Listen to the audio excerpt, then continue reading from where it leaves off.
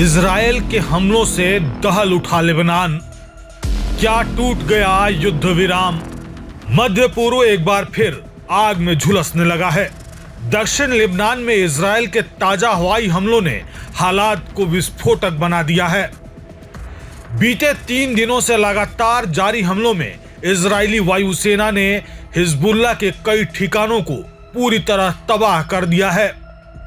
सबसे बड़ा झटका तब लगा जब रदवान फोर्स के शीर्ष कमांडर जैन-अल अब्दीनी हुसैन फातूनी एक सटीक हमले में मारा गया। फातूनी हिजबुल्लाह की एंटी टैंक मिसाइल यूनिट का चीफ था और दक्षिण लेबनान में हिजबुल्लाह के नेटवर्क को मजबूत करने की जिम्मेदारी संभाल रहा था। फातूनी की मौत के साथ ही हिजबुल्लाह में बौखलाहट फैल गई है। संगठन ने इसे खुली जंग की शुरुआत बताया और जल्द ही पलटवार करने की धमकी दी। इससे युद्ध विराम टूटने की आशंका और गहराते जा रही है।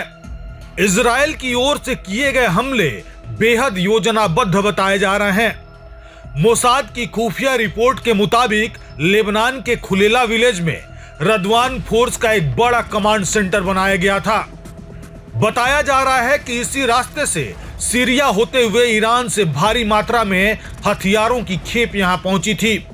इसी ठिकाने को निशाना बनाकर इजराइल ने हवाई हमला किया, जिससे पूरा कमांड सेंटर मलबे में बदल गया।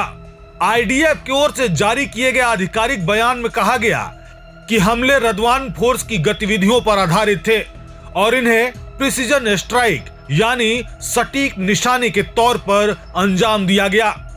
साथ ही हमलों में ड्रोन और फाइटर जेट्स का उपयोग किया गया। इजराइल ने सिर्फ खुलेला ही नहीं बल्कि जतर अल शर्किया और नकूरा इलाकों में भी भारी बमबारी की, जो सभी नबातिया डिस्ट्रिक्ट में आते हैं। इन जगहों पर हिजबुल्लाह द्वारा फिर से कमांड नेटवर्क और हथियार ठिकाने बनाए जाने की सूचना थी। कई इलाकों में रात भर धमाकों की आवाजें गूंजती रही और आसमान धुएं से भर गया। मोसाद को कुछ हफ्ते पहले ही पता चला था कि ईरान से नई हथियार की खेप लेबनान पहुंचाई जा रही है, जिसके बाद प्रधानमंत्री बेंजामिन नेतन्याहू ने वरिष्ठ कमांडरों के साथ बैठक कर कार्रवाई की खुली छूट दी थी।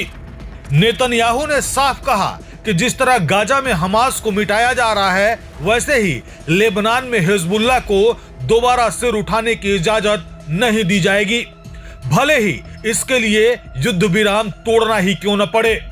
दूसरी ओर अमेरिका इस बढ़ते तनाव को लेकर बेहद चिंतित है। पेंटागन लगातार इजरायली नेतृत्व के संपर्क में है ताकि किसी भी कीमत पर युद्ध विराम बरकरार रखा जा सके। अमेरिकी रक्षा मंत्री ऑस्टिन और कई उच्च अधिकारी तेल अवीव के साथ लगातार संवाद में हैं। कुछ ही दिन पहले सीनेटर मार्को रूबियो ने भी बेंजामिन नेतन्याहू से मुलाकात कर शांति बनाए रखने की अपील की थी।